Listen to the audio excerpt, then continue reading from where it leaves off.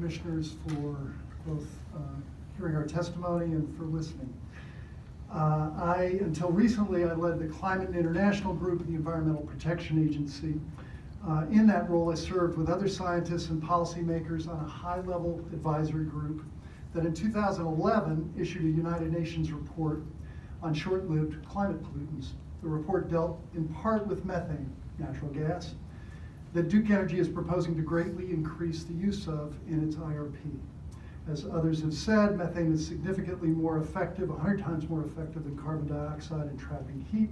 It also contributes to ozone smog, a pollutant that affects lung development in children as well as people with asthma and lung disease. Ozone damages food crops such as corn, wheat, and soybeans. Methane lasts only about a decade or so in the atmosphere, and this is actually good news, compared to a century or more for carbon dioxide.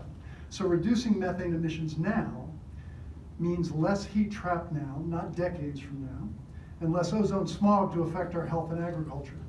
This is important. Reducing methane means healthier air for us and our children, and less of this very potent heat trapping gas in the air where it fuels the more intense and wetter hurricanes, severe weather, and coastal flooding that is costing our state billions of dollars.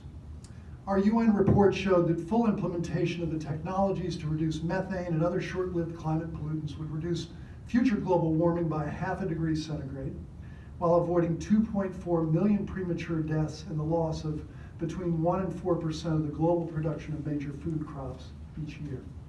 Methane is released from oil and gas operations, including fracking, and from the transport of natural gas via pipelines.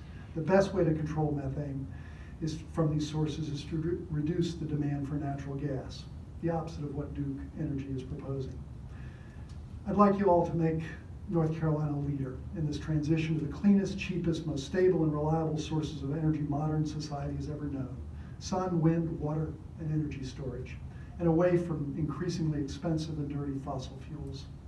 Help save the ratepayers you are here to represent billions of dollars in the coming decades, both in terms of the cost of electricity and the avoided costs of damaging climate change and air pollution.